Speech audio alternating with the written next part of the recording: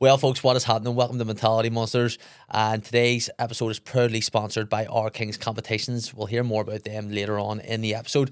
Today, we are joined by a mentality monster in their own right, probably the walking definition of a mentality monster, D1 Zone. Ryan Chaos Curtis Legend, in the bro. fucking Thanks so much. in the house in the container. He's here. It's been a long time coming as well. Yeah, We've been 100%. we've been trying to get you for a way, and we finally got you. It's fucking phenomenal, and Yeah. thank you very much for joining I'm us today. delighted Like, to you've be here, brother. I appreciate it. big day as well. Fucking Yeah.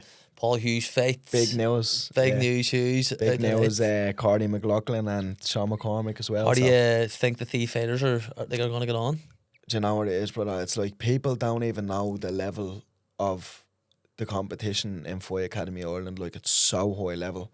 You know, there's no question that, obviously I haven't been up for much of the boys' camps, but there's no question that they're all really well prepared, Yeah. you know what I mean? And the three savages, you know, like definitely three big superstars coming in the field. Well, Paul's already a superstar, but, you know, with Sean and Cordy, people just don't know their names yet. You know, they're gonna soon. It's kind of seems to be, see the environment, it seems to be like just the mentality actually in there where the training is like it's top notch and everybody's on that kind of level and wanting to progress and wanting to up their game every single session, and say you know fucking more about that than anyone. Do you know what it is, bro? It comes from the top down, you know, and that's Pat and Shando. Like, Yeah. it trickles down into everybody, you know, and that's one thing that I really loved about being there, because I used to say, like, I'm a year-round fighter, you know. I didn't, I have a camp now, so I'll blade and take 8 or 12 weeks out of my life and just eat healthy then and train then. Like, that wasn't me. Like, I used to live it. Like I say, you know, me and Paul had this conversation before, you know, you have to live the life. You can't go a camp. Yeah, Like, what's that? you're in The camp Scouts? all year round. Do you know what I mean? Yeah. Like, it's like camps, it's the biggest load of bollocks you'll ever hear. No, you need to live the life. You know, there's anybody who's a UFC champion or a world champion, they're not down camps. It's just their life. Yeah, Do you know what I mean? 100%. It's, like, there's definitely times where you up the intensity, definitely, but you still, you know, what I say to, you know, young fighters as well, some of them trickle off after fights and the party and stuff like that. It's like the biggest opportunity for you to up your skill set and learn is between fights, because when you have a fight coming up, it's like getting in shape, it's losing weight, it's you have this specific guy, you're building a game plan around him. There's not much growing in them in for the fights, you know. So between the fights camps is where the skill set goes up, you know, and that's where you like put yourself in the compromising positions. All right, I need to work on this position, I need to work on that position, and that's the way you should have it, you know. How did a lad from D1 end up in Fight Academy in Poglas? Yeah, it's, do you know what, is that, you know, so I know I've all me good friends are from Belfast, like some of my best friends are from Belfast, so I knew Pat through all the guys and had been out with Pat a few times, and I knew Pat like from years of just fighting on the scene. I heard he's mad in the drink. Pat? Is he? Yeah, when you got him on easy doing it, but Pat's a mad thing. I love Pat, like, you know what I mean? What an absolute, you know, some people from the outside probably look at him and he's a little bit intimidating and stuff, like, you know, because until he gets to know you, he doesn't really talk too much. Yeah. But when you get to talk to him, like the best person in the world, like one of the best men I know, would do anything for you, you know. So I had known Pat, and he always used to be putting up stories on Instagram, and I just remember just looking at the atmosphere in the gym and was just like, there's something special happening there, and I need to be a part of that, like, you know. And we were going back and forward about coming up, and he was like, oh, what way is it gonna work? And I was like, I don't actually care, I'll whatever, I'll do whatever it needs to happen to be a world champion, you know what I mean? That's what I said to him. And I was saying, if that's like driving up and down 4 times a week, then so be it, you know. So that's, I used to drive up 3 to 4 times a week. Those days, like, where I would leave Dublin, I'd bring me daughter at the school, have like a little bit of breakfast where I'd bring her to school. That'd be probably 9:30, 10 o'clock, and I'd leave at 10 o'clock, and I wouldn't go home till 11:30 in the night.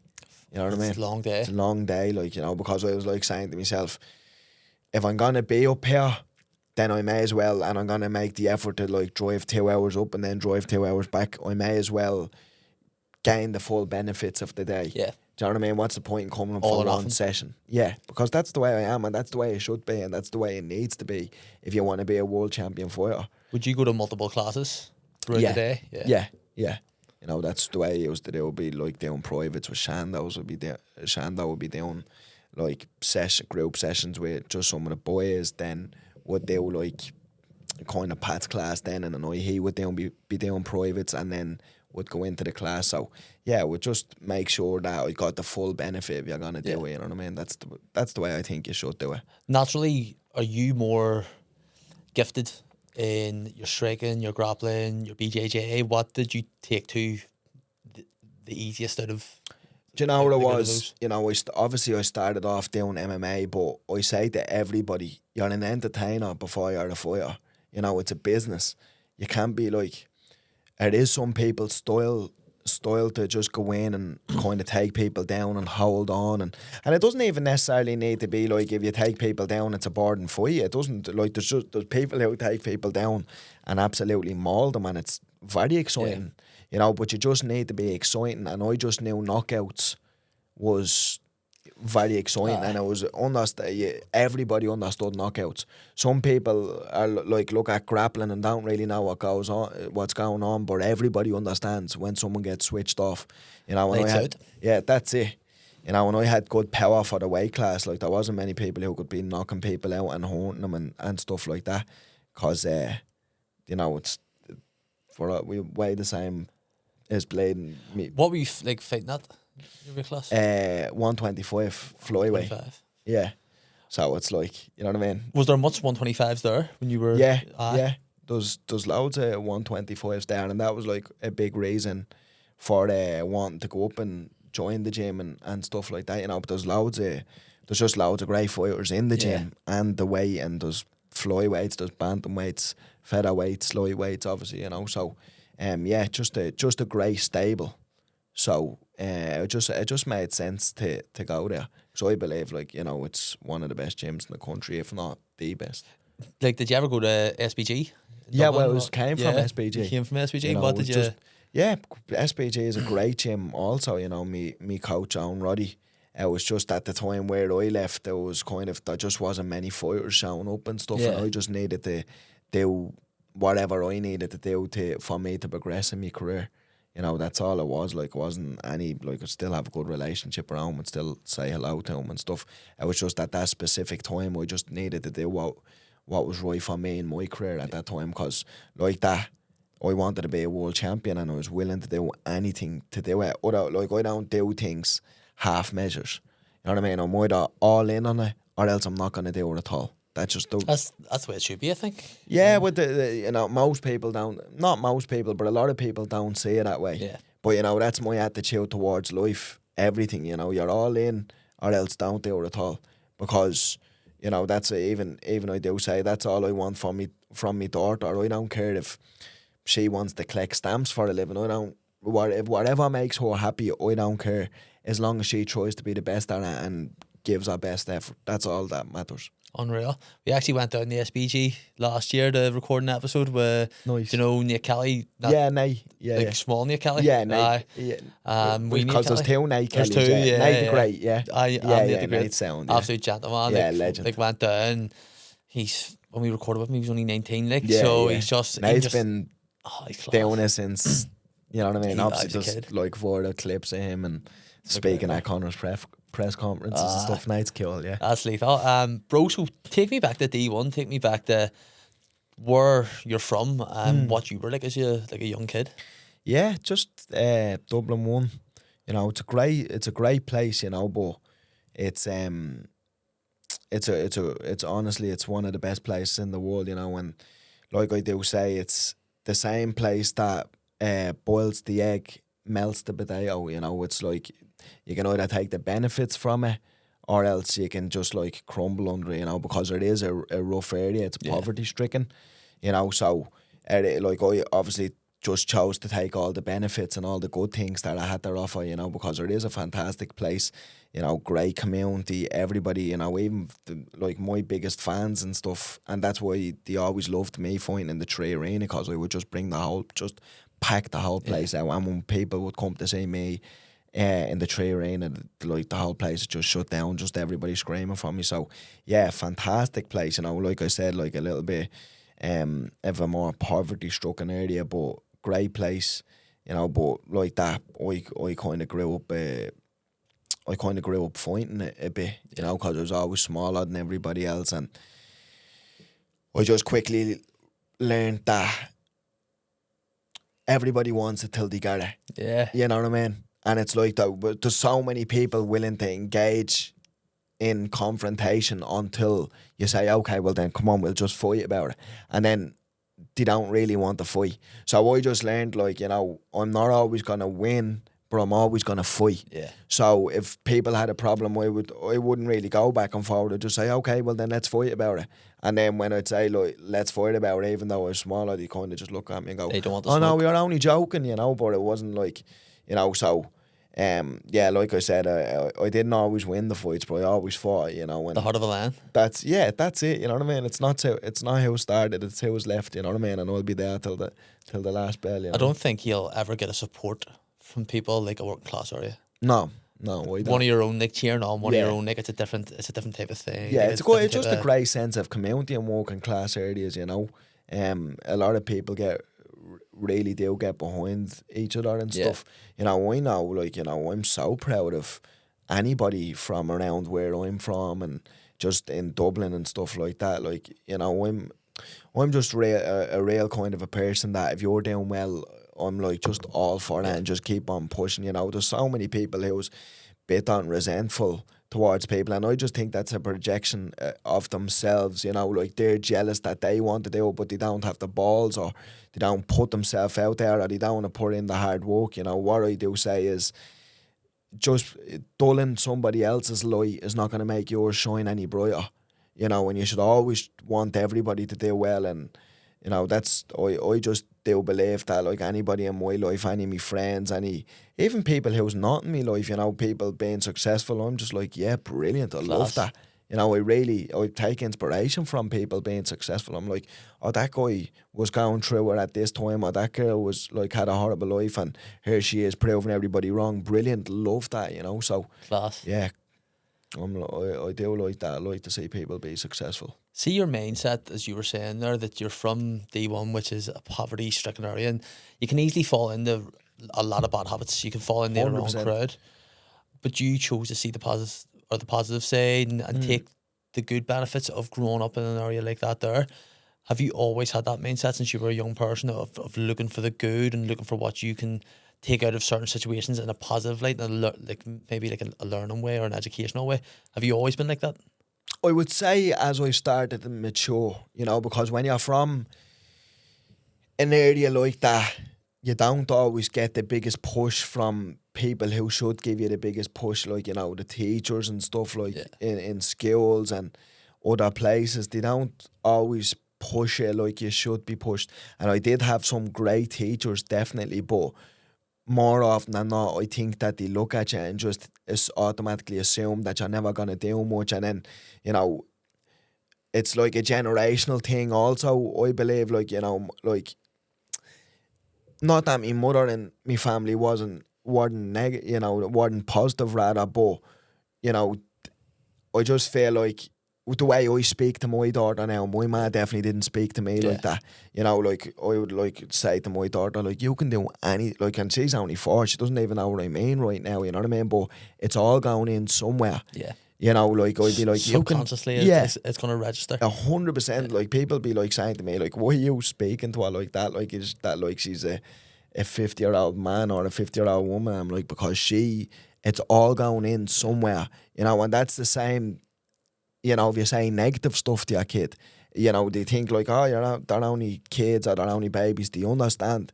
Just they might not understand in the minute, but it's all going in subconsciously, you know. So nobody really spoke to me like that positively. Like, my ma gave me was like, have like, had a great relationship with me mother before she passed away. Like, I was a mammy's boy, like, loved her.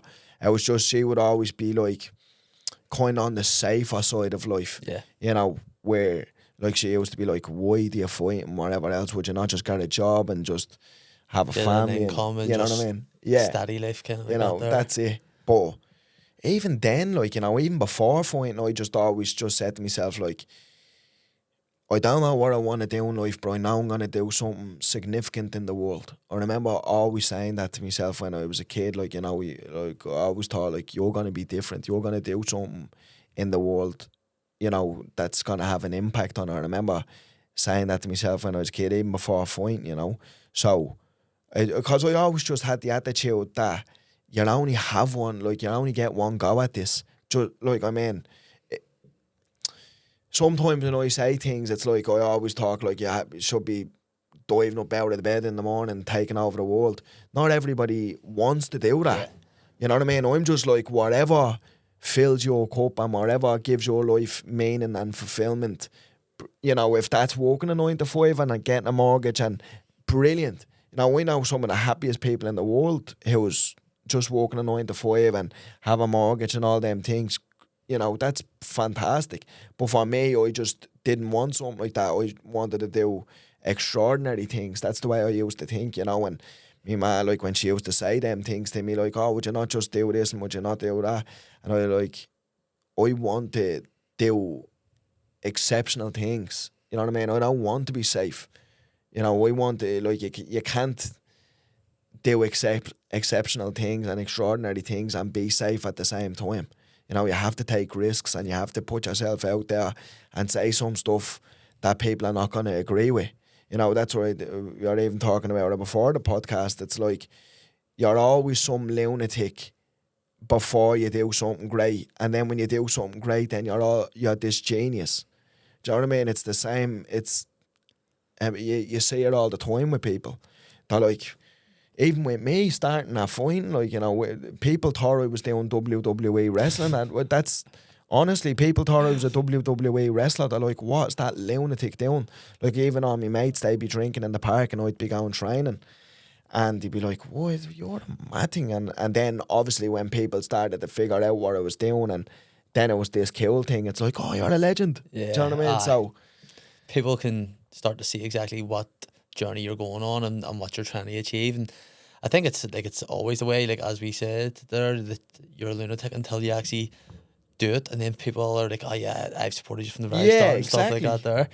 What drove you at that young age to know that you wanted to do something exceptional? Was it wanting to maybe get out of, say, D1 and bring, if you were to have a family, bring them up somewhere like different without the struggles that you have had? But yeah. I also think, as you have had great struggle and setbacks, you don't forge a strong character without those kind of experiences. Like, you're not going to get someone who, well, you probably might, but it's very rarely that you'll get someone who's from a wealthy middle class family or an upper class family that have been through the kind of stuff that you have and went through and will forge a strong character like that there.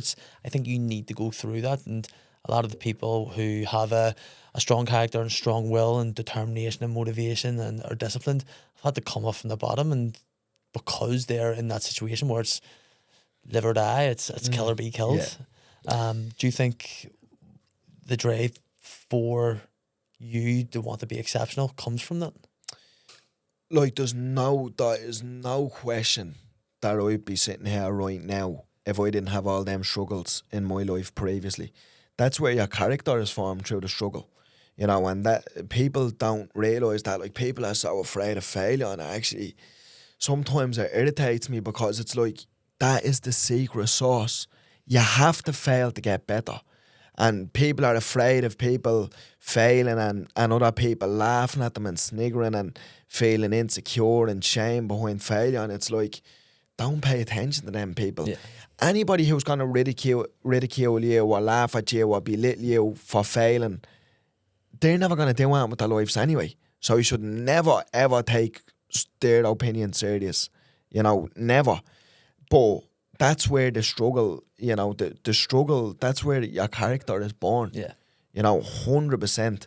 So me wanting to be exceptional and do all them things, that was just something that I just felt like I had inside me and I wanted to be. It wasn't necessarily to take for me to go live somewhere else or do any of that, because do I want my daughter to see some of the stuff that I've seen? Absolutely not. But there is a middle of the road, because what would happen if she never had any struggle, or like I never kind of teach her any of the certain things? You know, sport is a brilliant one that you can get kids into, because they learn like, oh, it's okay to fail.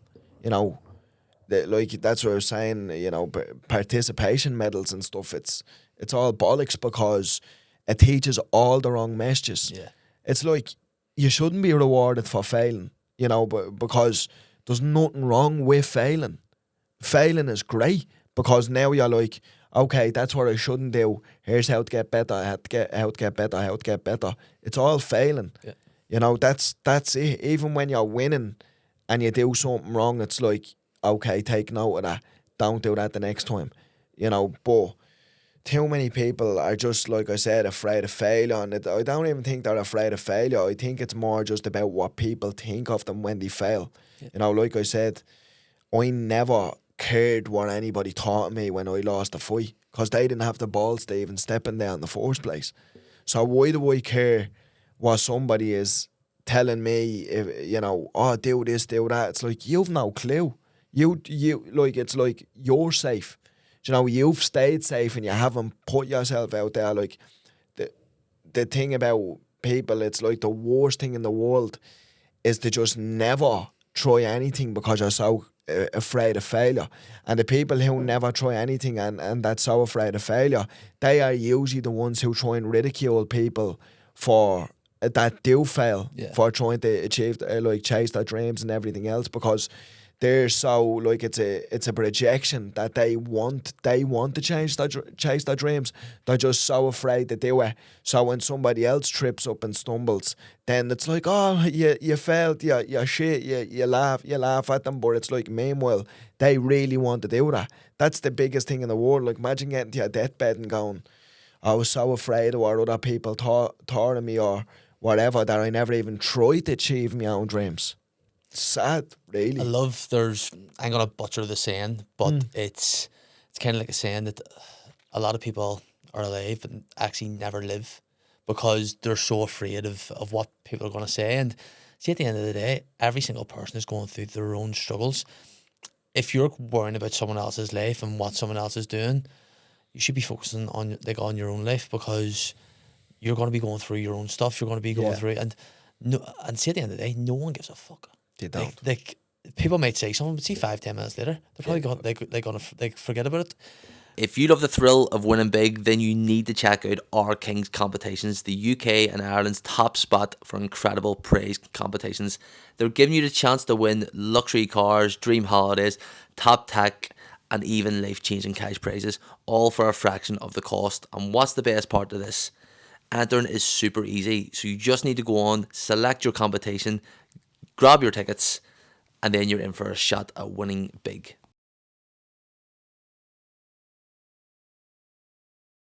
With guaranteed winners in every draw and some of the most amazing prizes out there, Our Kings is the place to be if you want to turn a little into a lot. So, what are you waiting for? Head over to www.ourkingscompetitions.com now and grab your tickets, and you could be our next big winner. That's Our Kings Competitions, where dreams become reality, and enter today.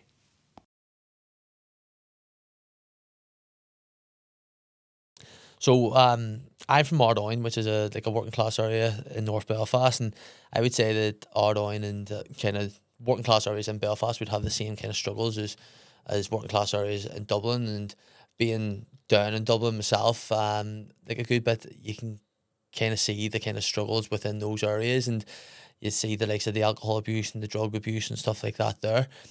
How did you kind of stay away yourself from that there and just focus on fighting when stuff like that there is your environment? Like, a lot of people are kind of products of their environment, and you've kind of came out different than that there. Yeah. How did you develop kind of the mindset and the discipline to stay away from stuff like that? I was always good at like, you know, I was always good at like just saying what, you know, because there has been a lot of substance abuse in my family and drugs and stuff. Like my father passed away, he overdosed on drugs when I was only 2 months, so I never even had a father, you Yeah. know. So my mother raised me, and then I've had like drug issues with like my sister passed away from drugs, and then one of my other sisters passed away and stuff like that, you know. So there's always been drug and substance abuse in my family, but it's one of them things where I was just always able to look at what I wanted from life and what I didn't want from life. Yeah. You know, I feel like a lot of people who see stuff just look at everything around them and people around them and be like, I don't really feel like I can do anything else. The I'm just victim going to be, mentality. yeah. Do you know, it's just like, so not, it's sometimes not even a victim mentality. It's just like all they know. Do you know what I Yeah. mean? It's like their father took drugs and nearly generational almost, like, do you know what I mean? Generational trauma just being passed down and passed down. You know, I was just always able to identify what kind of a life that I wanted, you know, and the kind of people, the kind of person who I wanted to be, and the people, I looked at the people with the life that I wanted, Yeah. and none of them done drugs. They were always really healthy, really clever people, switched on, kind, respectful, you know. So I just always wanted to be a person like that, and I knew drugs, you know, had no part of my life. So even growing up, kind of like saying it, you know, it's like even with some people in my life, you know, like I'd be like, I've never tried any drugs. You know, I probably drink once or twice a year. I haven't drank since the accident, to be Yeah. honest, because the stem cells and stuff, you know. But I don't mind having like, you know, a glass of wine or whatever. I like having a glass of wine with dinner and stuff like that. I haven't done it, like I said, since the accident. But when all the stem cells are around my body, I'll probably have a glass of wine or whatever. But I just never abused it Yeah. or ever done anything like that, you know, because it's just like, I just think then it just ruins everything for you when you abuse anything. Yeah. You know, like it's, I do even have people in my life now who can't even go have a glass of wine or a drink because that drink or that glass of wine just leads to one thing or another. Yeah. So I always just was able to identify what I wanted in life and the people, the kind of person who I wanted to be, and drugs just didn't really have that part of my life. You know, I just seen it destroy my whole family. I just seen it destroy a lot of families in my area. So I just, and it's escapism, isn't it? Yeah. A lot of the time, that's why people do it, because they're struggling Pressures of to, life. yeah, they're struggling to pay bills. They've other stuff going on in their life, you know. So it's like, oh, what can I do to make all this go away? You know, and that doesn't only happen in working class area. That's like happens in upper class areas, middle class areas. It's, you know, you can never get away from the Yeah. pressures of life.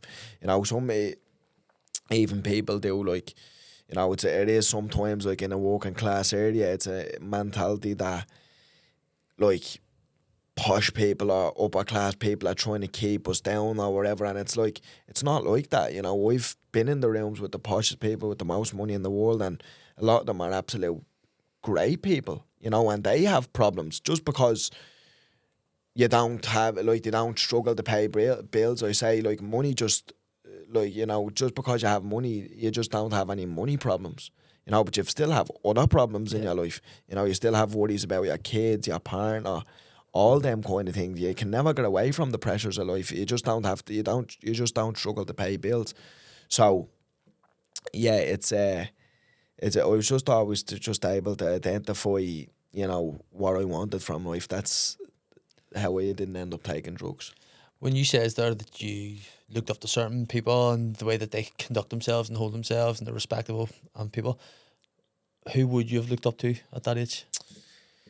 To be quite truthful, it wasn't really people who I knew. It was more people like on the internet or like that I'd read about in books, or, you know, or even people in the gym and stuff Yeah. like that. You know, because they were people like, you know, I wish I kind of had better, like, kind of stronger male role models in my life at Yeah. that time. You know, I think I could have figured out a lot of stuff sooner, or not as harsh, like, you know, because life teaches you the harshest lessons, you know.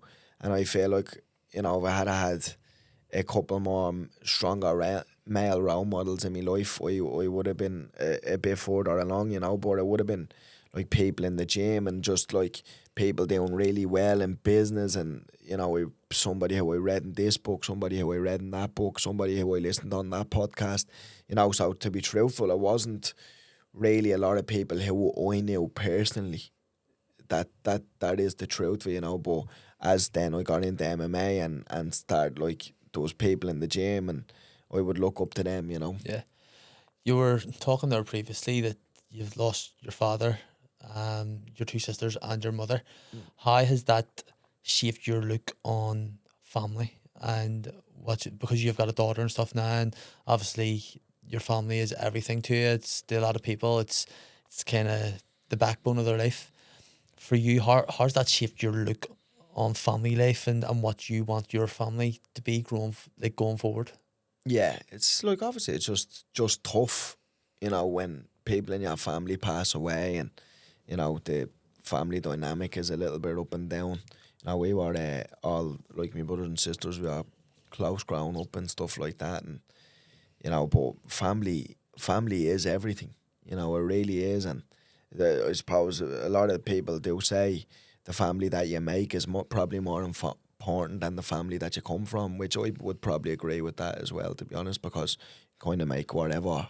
You can't pick certain family members, Yeah. but I suppose you can pick your partner, and you can have a big influence on your kids and stuff like that. So yeah, it's definitely a family is, for me, family is everything. Like, for me, it's, I've fought in stadiums with thousands of people screaming my name, and, you know, fought over in the Middle East with 20,000 people there, and, you know, the best times of my life, you know, fighting and stuff like that. But honestly, all that pales in comparison to just going and getting an ice cream with my daughter. Like, they are some of the best times that I've ever had in my life, just playing with her and doing stuff like that. You know, I think, like, too many people in life are waiting for something next to make them happy. You know, when I earn this much money, I'll be happy. When I get this car, I'll be happy. When I get this house, I'll be happy. And it's like, happiness is in all the little small things that you do throughout your day, you know, with the good people in your life. It's not, you know, the only, obviously, I've, like, goals to be a millionaire and stuff like that, and I will achieve them goals. But for me, the most important thing is, like, that's only gonna enable me to have better times with the people that I love. It's not like I just think, like, oh, I'm gonna be, when I become a millionaire, everything's gonna change overnight. It's not. It's just gonna enable me to go, right, I'm not going to work today. Say, come on, we're flying to this country, or we're gonna go to this. You know what I mean? So it just to enable me to have security and to not have to talk to somebody or whatever. I can just do what I want at the drop of a hat. You know, that's what I want money for. Financial freedom. There's a question which I was going to ask you at the very end, but I just think it's like in the podcast a minute. It's the right time to ask it. Given everything you've been through, and not to skip too far ahead, has your definition of success changed from, say, 3 years ago before your accident to what it is now? And if it has changed, what is your definition of success, or how do you measure success? No, it hasn't really, to be honest. You know, everybody has a different, you know, it's such a personal thing, isn't it? But, like, everybody's measures of success, you know, because for some people it's to be a world champion, and for some people it's to make this much money and to make that much money. But, you know, personally, because it meant so much for me, so much to me, rather, my measure of success is, what way does my kids talk about me when I'm not there? That's my measure of success. You know what I mean? And if she says, like, I'm the best daddy in the world, like, then that's the most fulfilling thing in my life. You know, that is my measure of success. But like I said, other people have different measures, you know, and that's my overall measure of success. What way does your kids talk about you? But, you know, we could have measures of success in business and fighting, in, you know, in life, you know, like I'm so blessed. I like have so many great people around me, you know, all the time. You know, just really strong men, great women. You know, just I've just like some really great people in my life, and that's what's important to me is human connection and just strong relationships with people. Class. You know, that's for me. Like I'd be like somebody who like really tries to live in the moment and stuff. Like when I'm out with people who I really value, like I just try and take it all in because I say the past is already done and the future hasn't happened yet. So just be in the moment and be present. Yeah. So it'd be always like when I'm with my daughter and we're out having an ice cream and I'm with my dog, I have my dog there and we're just like having a great little time. I was singing in the car and it's just like that's when I'm trying to be like, oh, this is the best times in my life. You know what I mean? The best times of your life is happening now. The best time of your life is not happening in the future. Do you know, it's like it might be, but don't be like so caught up on waiting to get to that point in your life. You know Do you what I mean? miss Like, what's in the present? yeah, just because the good stuff, like what do they say, the good old days are happening now. Yeah. Do you know, and that's it. Don't be wishing your life away, thinking like, I want to do this, I'll be happy, and do that, I'll be happy. Happiness is an inside job. Happiness is not when you get this level of status or this car or you're own this business or you're own this house.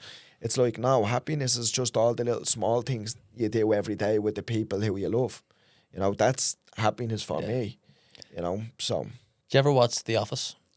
The US Office? Yeah. The bits and pieces. The last episode, Andy in it says, I wish we knew that we were in the good old days before we've actually left them. Yeah. And that's something that's stuck with me Yeah. since I've watched that episode all those years ago, that we're too far looking for the next thing, that we don't appreciate the now, we don't appreciate what's actually going on now. And then again, me and you're never going to be as young again as we are right now. Exactly. So enjoy your life. Stop worrying about what's going to happen tomorrow or the next day or the next week. Just live in the moment now, because you're not going to be this young again. Next week you'll be going, fuck, I wish it was but it's like not last even week again. it's not even that, bro. It's like next week is not even promised.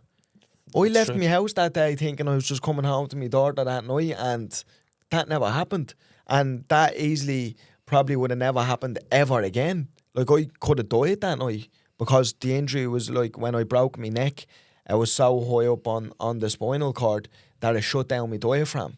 So I stopped breathing. Like I'm so lucky to not even need a machine to breathe for me for the rest of my life. So that day probably never even would have come for me again. You know, so enjoy this moment, enjoy now, enjoy your life now. Don't be waiting until down the line when you get this and you get that, and it's like, nah, materialistic things, it's all shit. Just be happy with what you have right now. Like, it's like, if people understood like gratitude and, you know, being grateful for what you have, like, because it's true that you can always have more, but you can always have less. And there's people out there now who would kill for what you have, you know, and people it's just one thing that really, it actually irritates me, that people are just so ungrateful. It's like I hear people complain all the time and I'm like, what have you got to be like complaining about? You live in a nice house, you have a nice family, you're healthy, you do nice things all the time. It's like you have nothing to complain about. There's other people who have a lot to complain about and they still don't complain, and you have everything and you just want more because you think, I want to get this bigger house, when I have this like amount of money in my bank, I'll be happy. And it's like, you know, it's honestly all about the journey, you know, and that's what I say is, you know, the journey, being the millionaire is not the best. It's who you become on the journey to be the millionaire. You know, when you become a millionaire, you can lose that all in the blink of an eye, but you can never lose the skill set that it took for you to become the millionaire, or the attitude, or the discipline, or the dedication.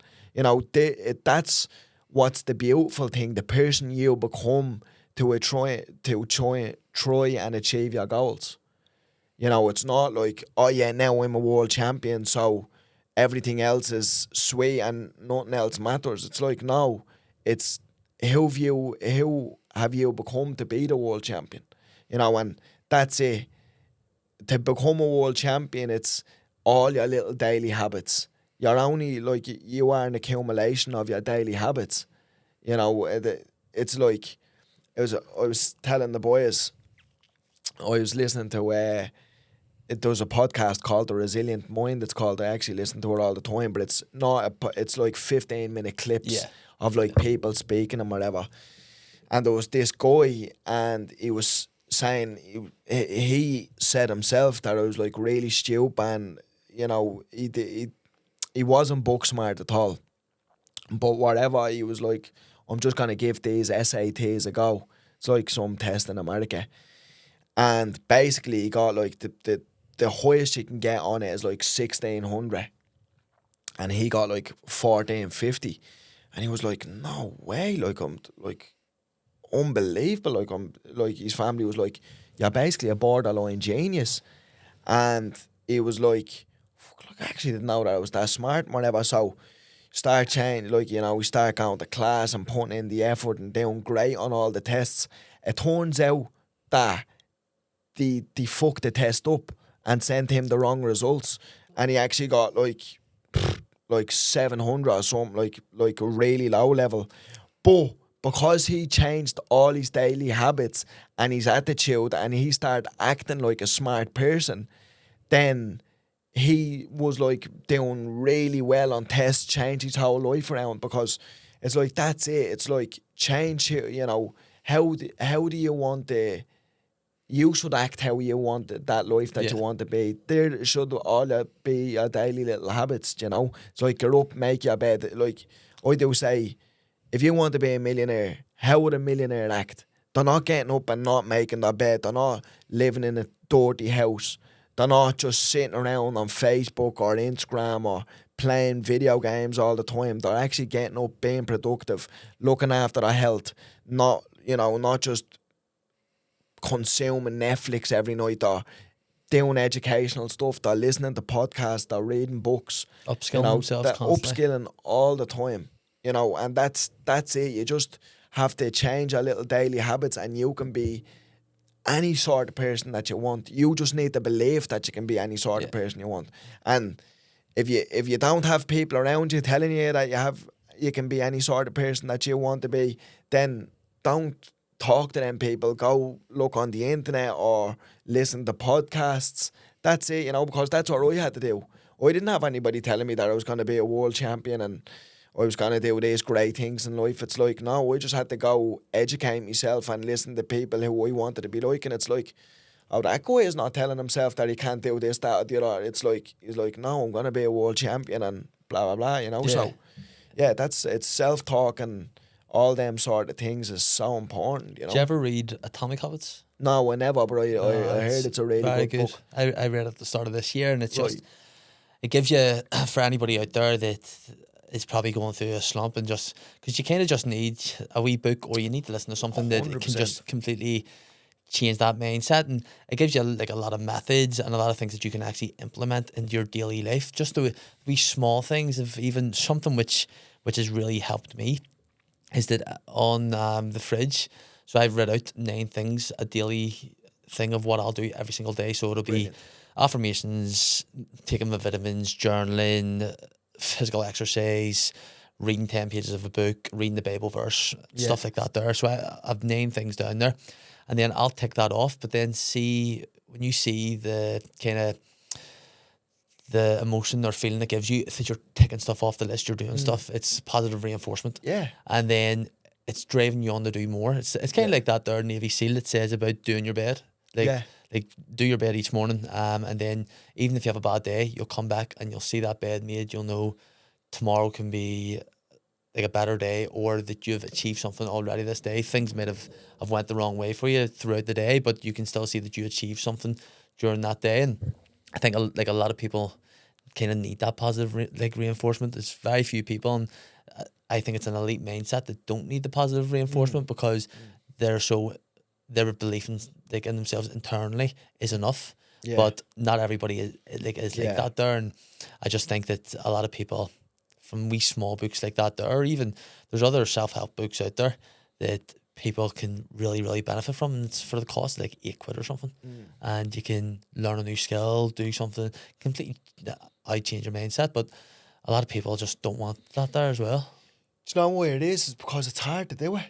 So Yeah. people want to believe, people want to look at me and say, you know, so somebody like me and go, oh, it's easy for you because you just think that way. And it's like, that's the biggest cop-out for people, because it's like they want to believe that something is just given to somebody, or I was just born with the way I think or the way I speak and whatever, so they don't have to put in the hard work to achieve it. So they can hide behind, like, you know, just using excuses. Like, excuses are just shackles. Like, that's all it is. If you just realised all these little excuses that you keep on making to yourself as to why you can't be whatever you want to be in the world, like, the whole life that people want is on the other side of excuses.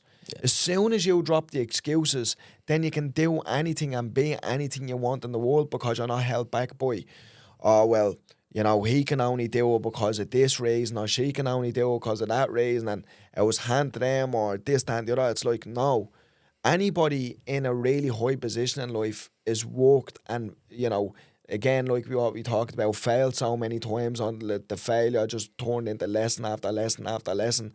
Then they just stop failing. People just want to believe that, you know, even with me now, like, people be like asking me about the stem cells, what supplements I take, what this, what that. They don't ever ask me about the hard work or the mindset. That's free. All the hard work and the mindset and your attitude, that's all free. Everything else costs money. But people want to, because the money, you can just buy something, that's almost like a shortcut. Yeah. Do you know what I mean? The hard work, you have to really struggle and grow up. The mindset is hard. You know, the attitude is hard. So they just want to be like, oh, what can I buy that's going to get me back walking, or get me back down this and get me back down that. Everything has compounded, like the stem cells and getting and supplements and eating good and all that sort of stuff. But ultimately, it was the mindset and the hard work. The will to change, want to change. 100%. That was like the biggest thing out of anything, is like, you know, the attitude, the me believing in myself, you know, and like that, this has been hard work. You know, we didn't have anybody growing up to tell me, like, oh, you're going to do great things, or you're going to be a world champion, or you're going to do this, or you're going to do that, because they weren't told it. Yeah. You know, and I know when I speak to my daughter now, she's going to grow up believing, like, you know, and she's going to look at me and, you know, what I've come through, and it's like, oh, my daddy said he was going to do this and he did, and, you know, now I can do anything that I want to do, you know. But people, it kind of annoys me a little bit, like, people that don't have work ethic, or they just make excuses about things, you know. It's a cop out. Sin. It is. Like, I think it's in the Bible, it does say it's a sin to be lazy. Like, it's like, and that is the way which I think as well. So, brother, if you can just take me back to that night, in 2023, January, was it? January the 11th would have been. The 11th? Never forget that fucking day. So, if you can just take me through, it's one of those days, because I've got these days where significant events have happened and I can remember every detail about that day. Is that like one of those days for you? Yeah, a little bit, like, do you know what I mean? Definitely after the accident, because previous to the accident, it was just on a Thursday for me, wasn't it? Like, I got up, you know, had breakfast with my daughter, brought her at the school, was like having a little buzz, little sing-song in the car, collected her from school, then went and had something to eat with her. You know, because Thursday was a day that I went up later on in the day. You know, maybe I left Dublin about 3 on a Thursday. And yeah, just honestly, like, a Thursday like no other till obviously at the end of the session and the accident happened. Yeah. Great Thursday, you know, Thursday be one of the best days up in FAI. Pat does a private, you do the private in the cage, then you leave the cage and then go out into the open mat and you kind of do some MMA style wrestling. And yeah, it was in a position that I was in millions of times before. My arm got trapped. I was getting up, the guy lifted me as I was getting up, so it was nearly like I gave him all the momentum that he needed. And then I remember just being up in the air and just going like, oh fuck, like this is not going to be good. I remember just looking at the mat and going, this is not going to be good. And then just hit the thing and snapped my neck instantly. And I was like, I could still wiggle stuff. Did you land on your neck? Yeah, it was like right on the side of my neck. So, like, I snapped to this side and then it must have just blew out all over this side, you know what I mean? So, but you know what? See, I do say to people, like, I wish I only broke my neck. It's the spinal cord that paralyses you. It's the damage to the spinal cord. It's breaking your neck is bad, but I know people who broke their neck and was just like, oh yeah, we'll get you in for surgery and then just get on with your life. Yeah. You know, it doesn't like I was literally paralysed from the neck down, couldn't do anything, like nothing. So, what was the initial reaction of everybody kind of there in the class? You know what? It wasn't there. It was just like everybody, a couple of the guys thought I had done my shoulder, and I don't think anybody really knew at the time how serious it was. I just remember saying to myself, this is really bad. I remember talking to Paul Hughes at the time, and he was telling me he hurt his back before and he couldn't move for a little while. But obviously, I think I was saying to him he was making it sound worse than it was, his injury, to not panic me. He was like, oh no, this kind of happened to me before, don't worry about it. But he was like, since then, he's told me like that him and Pat were like, there's something really bad wrong here, you know.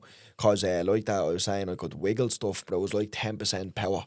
You know, there was no way in a million years that I could have just got up. Like, I couldn't even get myself. So when I snapped my neck, I was lying down on my face and I couldn't get myself onto my back. So I had to bench press my face right into the mat to get momentum, to get me onto my back. Worst, like, absolutely stupid thing to do. Yeah. But at the time, you're just thinking about the pain. Like, the pain was the worst pain that I've ever felt in my whole life. Like, excruciating. Nothing, like, just like nothing that I've ever came close to. When I've been in wars and fights, I know for a fact I have a high pain threshold. But this was just different. What did like the lads do there and then? Did they try to give you, because you can't really give first aid for something that you can't see, you don't know what's going on. Did they ring the ambulance? Did they speak to you first? And we just rang the ambulance, and the ambulance blade took 2.5 hours to come, like crazy. Like that I could have died because like I said to you, I was stopping me diaphragm from working because I was so high up on the neck, you know. So I remember kind of screaming for Pat when the accident happened, and it was just like, "Pa, Pa." It was like I was getting stabbed in the lung or something, but it was because my diaphragm wasn't working, because it was all shut down. Because when you fracture, like your C4 and C3 and stuff up around them areas, they shut down your diaphragm, you know. Yeah. So, it was crazy, you know. And then, where did you go? Did you go to the Royal? The Royal, I believe it was. Yeah, I went to the Royal and was lying there, and then they gave me like a CT scan or something like that, and some sort of scan it was. And when they seen the scan, they were like, we need to get you up for emergency surgery right now. We need to get you up for surgery right now. And I got surgery, and then woke up the next day and was paralysed from the neck down. That was it. What was the first initial thoughts? I'll be honest, on the initial, the day after the surgery, when I was paralysed from the neck down, it was a dark day for me. It was really heavy. I just couldn't believe that everything was at the happening the way it was at the happening, and I was actually paralysed from the neck down, and they were coming in going like this is really bad and whatever. That was on that day. But the next day I was like, no, I don't care what you're saying to me. Like, I'm going to be back. I'm going to be back playing with my daughter. I'm going to be back running my dog. I'm going to be back fighting if I want to. Yeah. You know, and they were like, I don't think you are, but if you say you are, we're not going to, you know what I mean, rock the boat. Yeah. But, like, you know, this is really not good. I was like, okay. You know, so the first day was really bad, and then every day after that was just like... How long were you in hospital for up here? 6 months. 6 months in Belfast? Yeah. And who got in contact with like your family down in Dublin and stuff to let them know what's going on? Probably would have been my ex-partner. Yeah. Yeah, she probably would have rang all them and told them what was happening and stuff, because I remember getting one of the boys to lie to her, telling her that I only done something like I kind of slipped the disc in me back because we had like our daughter Casey, and I knew that she would have took her out of bed and tried to come up on the night, Yeah. and I didn't want that, you know. So, just lied and just made out that I wasn't as bad as I was, and then obviously she found out the next day.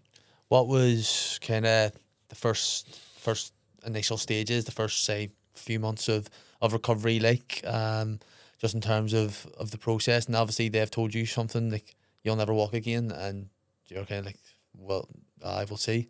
And then you go on to do what you do. What's the rehab process like, and how painful was it to actually go through the, like, mentally, emotionally, and physically? Yeah, it's just really difficult. Like it's honestly unexplainable to people. Even here sitting here talking about it now, it's really unexplainable until you've gone through it. You know, it's like just literally just being a big baby, just not being able to do anything for yourself. Couldn't dress myself, couldn't feed myself, couldn't brush my teeth. You know, just couldn't get out of bed. Literally couldn't do anything. I was just like I was in prison essentially. Yeah. And even at that, it was worse because I just couldn't do anything. Even though I was in prison, the bed was my prison, but I just couldn't do anything for myself. You know, it was just so many mixed emotions, like, you know, demoralised and insecure, you know, vulnerable, just so much, like, just really, you know, heartbreaking stuff, and just not a nice thing to go through at all. But, you know, I never used to beat myself too much over it because it was like, okay, you're going through hell now and it's all shit, but just get on with it and you're going to be back to where you need to be now here in a little while. Because like that, I was so confident in me and my ability that I knew it was only going to be this way. It's like, again, I'm sitting here now and it's like, oh, you're a machine and you're a genius and you're so resilient and you're this, that and the other. It's like when I was back then, everybody was like, this guy is done. Yeah. He's not doing it. No one could see it. Do you know what I mean? Now I'm at the down there, like, just like I said I would, and I'm the best thing since sliced bread. But then it was like barely anybody believed in me. Was like, there anybody who believed in you? the guys out of the gym, definitely the guys out of the gym did, you know, because I think they just seen what kind of a person I was, and they were like fighters too, so they knew, you know. But even some of my friends have since came to him and was like, not gonna lie, like, we just thought, you're fucked. Yeah. That's, you know what I mean? But we just tried to comfort you through it. But I knew, you know, and that's what I do say. There's 8 billion people in the world. If everybody believes you can do something, but you don't believe, you'll never do it. But if you believe and the other 8 billion people don't believe, doesn't matter, because you're going to do it because you have that belief in yourself. And that was me. I was my own biggest cheerleader. You know what I mean? Like, I used to talk to myself every day and say, you're a machine. You are going to get through this. You're a champion. You're cut from a different cloth and you're going to be back doing what you want to do. And here I am. You know what I mean? And now nobody can tell me that I was delusional or that I was mad or whatever. You know what I mean? Because I put in so much hard work to get here. And that's all it was. I showed up for myself every day with a certain attitude and a certain standard for myself that I wasn't going to fall below for anybody. Didn't matter who was telling me this, that and the other. I was getting up and I was doing my work. You know, they used to fight with me in the hospital because I made them. They told me that it never happened before, but I got a schedule put on my door. And I was like, you have to come into me from... They hadn't got the staff, so they sent in the students to do work with me in the bed from a certain amount of time till, like, it was like an hour or two a day. And then they would come in with me after the students left, you know, and then I'd say to them, that fella across in the hall there, he doesn't want the session, I'll have that. You know what I mean? Give me all the work, because I knew that I was going to be back here, but I knew it was going to be hard work, you know, and that's it. Like, you can sit around and you can mope and you can, you know, oh, Jesus, this is shit and whatever. That's not going to get you back on your feet. You know, you need to feel them feelings. I felt all them feelings. Many nights I cried. You know what I mean? But I still got up and done the work, and that's all that matters. You know what I mean? Because, you know, like I say, you can have pity or you can have results, but you can't have both. And I didn't want pity. You know what I mean? It's like pity's not going to get you at anything. You can get sympathy off people and it's shit that it happened the way it happened, but ultimately, you know, hard work, belief, and attitude is only going to get you to where it's going to get you. You know, everybody has a reason in the world why they can't do something or why they should pity themselves, but that's not going to get you results. That's it. It's see just a story and like overall it's an inspiration. Like it's one of the best stories I've ever heard in my life. And then on the podcast, it's the best story that I've had the honor of sitting down and hearing firsthand. I'd say to a lot of people that could be in a similar situation like yourself, this story here, your story, your road to recovery is such a big inspiration and can show people that you can do anything if you put your mind to it. Do you get much people contacting you about stuff like this here? Every day. Like I've had people in my DMs and still have telling me that they were going to kill themselves only for they seeing my videos. Like that's very overwhelming to hear. Yeah. But I'm happy that I have given them something that, you know, if they didn't see me or they didn't see my stuff, that they might not even be here. That's like probably the best thing I've ever been told in my whole life.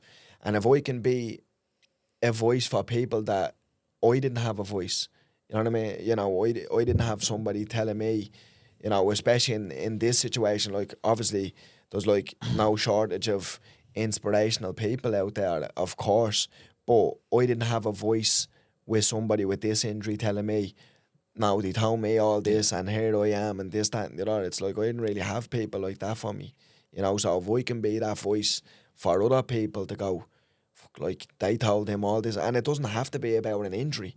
It doesn't, like, you know what I mean? You can be getting wrote off by every single person in your life telling you you're no good, you'll never amount to nothing, you'll never achieve this in your life, you'll never get this, you'll never get that. It's like, if I can be a voice to go, nah, fuck all them people. You know what I mean? If I can be that voice and to tell people that you can do anything you want, you just need to show up and work hard and believe in yourself, then brilliant. You know, because I do get them messages all the day and I'm so happy that I can message these people back and be a beacon of hope for them. You know, because life is ruthless. Like, life, it's the most beautiful thing in the world, but it will chew you up and spit you out and it doesn't even care. You know what I mean? And that's the reality. It's the extraordinary thing that you wanted to do when you were a young fella, and the extraordinary so life. It seems. It mightn't be the journey that you expected, but it's the journey that God has gifted you. And again, you're helping people on a daily basis by just being yourself and just showing the power of the mind and the body. And it's phenomenal. Like, it's very rarely that I'm kind of lost for words on a podcast where I'm just sitting there just going, whoa. But I appreciate it. It's a phenomenal story. And have you spoke to the fella that you were sparring with? Loads of times. Yeah. Loads of times. Like, he was like one of the first people who I invited up to the hospital. You know, and there was like other people around me at the time that's no longer in my life, like really negative people who I thought like was there for me, and it turned out that they weren't, but they were like so anti having him up. You know, they fought with me to not have him up. And I was like, no, get him up and let him know that it's okay. Because I didn't want him to feel bad in his life. It was an accident. You know what I mean? I carry no malice or no ill will. It was a mistake. We all make mistakes. You know, he didn't start out to go, oh yeah, I'm going to do this. It was an accident. So I didn't want him going through his life having to carry that burden or carry that load of doing this to somebody. Yeah. You know, so I was like, look, it was a mistake happened. I accept your apology. You know, I knew what he was going to tell me, if there's anything you can do, and I'm so sorry. I knew I preempted the conversation before he even came to my hospital room. But, you know, ultimately, it was a mistake. Don't worry about it. That's it. He's not a bad person. Which I want to ask you about, and again, it's, as we spoke before and before the podcast, it's, if you want to talk about it, we can talk about it. If you don't, we don't. The Liam McCourt thing. Yeah. And what happened there. I'm guessing she was someone who was at the start was in the corner. And then what happened. For you, what kind of did that give a negative impact on you, or did it have any? Was there any emotion there when stuff like that, like, say, happens? Yeah, when it all unfolded, I guess it did have like a little bit of a, hurt, because when you let people in your life and you think that they're for you, but again, it was no surprise to me, because I had seen what way she behaved to other people even prior to the accident. And there was a lot of people in my life who told me that she wasn't a good person and that I shouldn't really have her in my life. Yeah. And I kind of chose to ignore that a little bit, even with people who I really respected. So it was my own fault, Yeah. and that's it. Like, it's like, just because you speak about God and God is this like overwhelming higher being and everything else, and he's the best, that, like, because I've like Christian people in my life and they are really they're great people. Yeah. But you can't just talk about God and then that just cancels everything else in your life. You know what I mean? It's You have to live your life, bet. exactly. You can't just go onto the internet and speak about God and then that just excuses all the other shitty things that you do to other people in your life. And obviously there's stuff right now that I can't speak about. Legal stuff that I can't speak about, in terms of just stuff that's gone on in the background and stuff been taken away from me 100%. and a lot of stuff the thing about these people are they have the ostrich approach. They just bury their head in the sand and think that I'm never going to speak about these things. Like, I will absolutely speak about these things when the time's right. I just can't do it right now. So because of, they constantly stalk me pages and stuff like that, I'm constantly getting solicitors letters and stuff like that, but I will be speaking about it. I just can't do it right now, but when the time's right, because people deserve to know what, and it's not so it's like, oh, pity me, because like I said, like, the accident was one thing, but what the people closest to me, my ex-partner and stuff like that, what like her and Leigh and stuff done to me, honestly, just unspeakable. Yeah, like 100%. And when the time's right, I will be letting people know, but it's not for pity or whatever. It's just like, Let them know what these people are like. exactly. Oh, man. And that's it, really. Yeah, when the time's right, I will be speaking about it. I just can't speak right now, but it's crazy. Like, 1 minute with these people, I'm the best thing since sliced bread. They're talking about every podcast. They're taking up all the limelight. They're on the camera saying I'm the best partner in the world, the best friend in the world. I light up every room. I'm the best father in the world. And then when some stuff has happened, now I'm not the best person all of a sudden. But you can't delete the internet and you can't delete all the stuff that's out there about me, where you said, like, I was literally the best thing ever. It's the thing about social media and kind of just putting stuff out there on the internet. There's a footprint there. Like, it's there forever. It's going to be there. A lot of people kind of showed their support when this incident happened and the injury, the likes of McGregor and stuff like that there. What was it like just seeing, because you're not someone that actually needs validation from like other people. It's something which I've picked up by watching podcasts you've been on and sitting here with you. You don't need external validation. You know what, you have your own belief in that, and that's enough. But how good was it to see, or that there's people of that caliber and stuff like that there, of that influence, that actually were rooting for you and wanted you to succeed and were wanting to help you in that recovery journey as well? Yeah, it's just unbelievable. And I think, like, people, I've got that support because anybody who I've ever encountered, they really respect me. I get it because I am unapologetically me. I don't try to be anybody else. I'm not everybody's cup of tea by no means. I'm absolutely not. But what I will say is, anybody who, loves and values me because it's really me. I don't pretend to be something that I'm not. I don't pretend to be anybody just for other people to like me. I'm like, it's like you either really like the real version of me or else don't like me at all. And that's fine. This is the big misconception in the world, is everybody has to like me. No, that's not true. In fact, everybody shouldn't like you, because if everybody likes you, you're in some way or another, you're being fake because you're trying to, you know, People pleaser. yeah, do you know what I mean? And it's like, no, that's shouldn't be how you live your life, because then you're so fixated on trying to get people to like you that you're not even being the real version of yourself. You know what I mean? It's like, if you're a friend of everybody's, you're not a friend to yourself. You know, and Love that. that's the reality of it. So, but again, going back to like the support that I've gotten, just, do you know what? I don't even mind in Ireland, all over the world. I had people, Irish people now, bear in mind, living in Japan texting me. Do you know what I mean? Crazy. I went literally all over the world.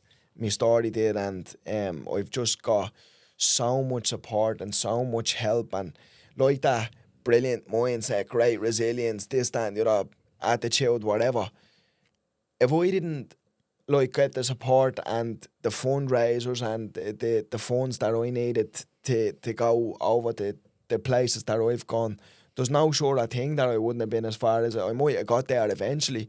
But I mean, you know, to what, like how fast I done it and everything, it was definitely by other people's support, and just like so many people have just been so kind to me, like people that I'll never ever be able to repay, like, you know, and that's it, I suppose, because I've always tried to help people regardless of what I could gain from it. And, you know, now even going forward, that's still my same attitude, you know, if not even more so, because I feel obligated to help everybody now, because so much help has been given to me. So I make it me business to like reply to every message, to, you know, somebody just, you're in a shop getting coffee, Cafe Nero it was, and I got a message maybe like 20 minutes or a half hour after being in there, just like a real long message off a guy going,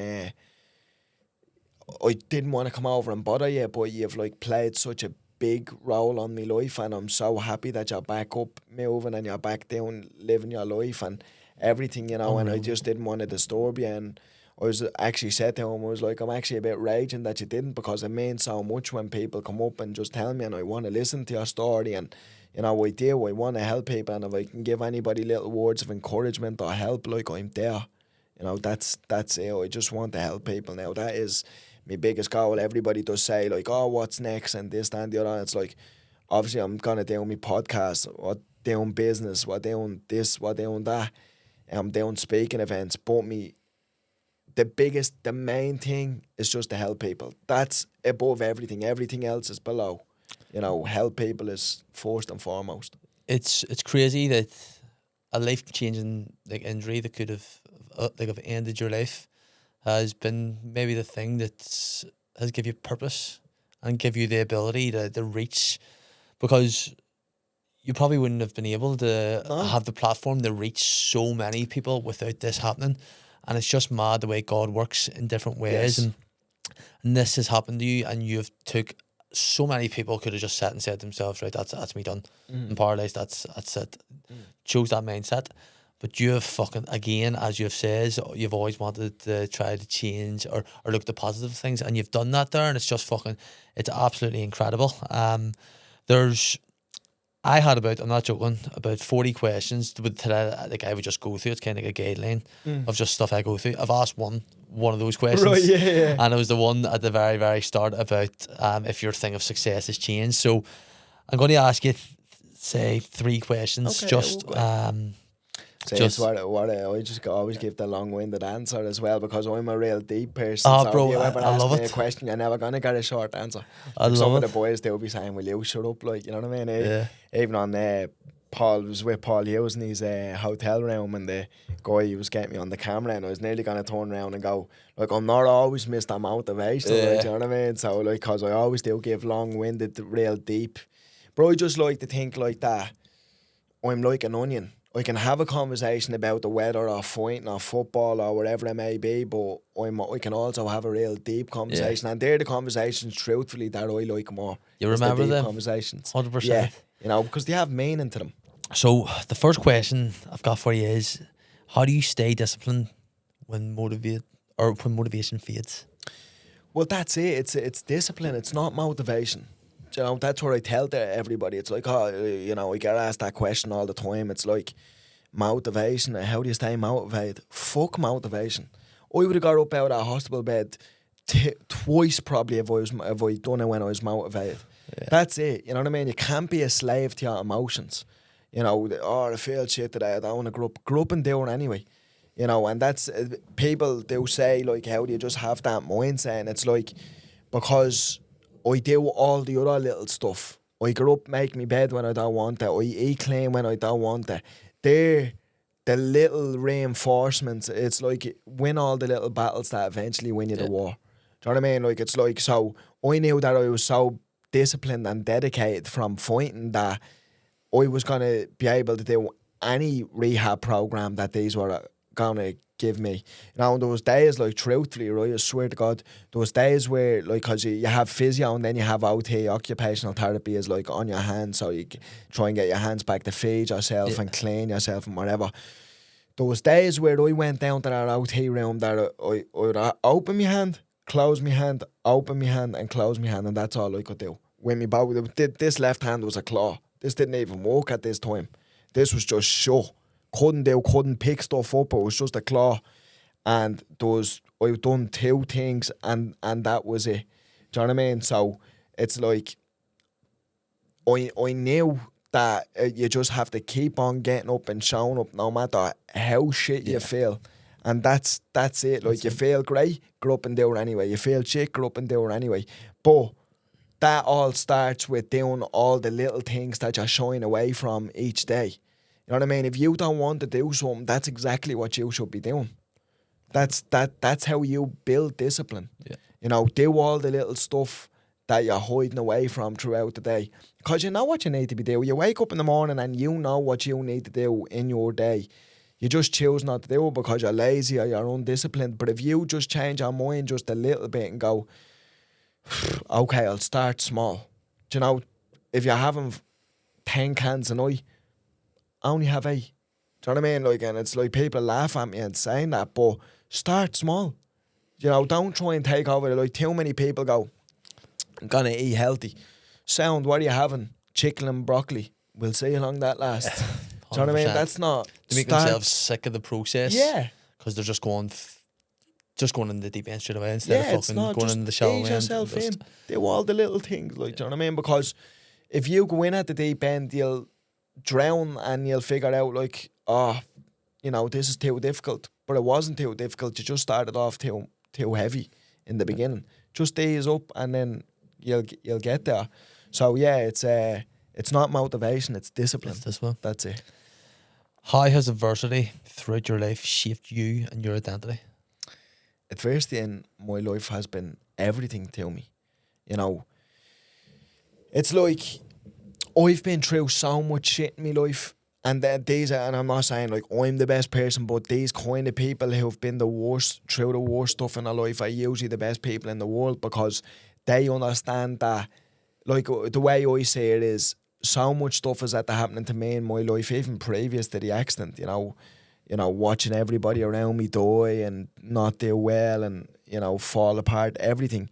So if I can take away that pain for somebody else that I've have to felt, you know, if I can take away some of that pain for somebody else, then, you know, I'll do it, you know. But the only reason why I'm able to do that now is because I've gone through the shit times, and them shit times have made me the person that I am today.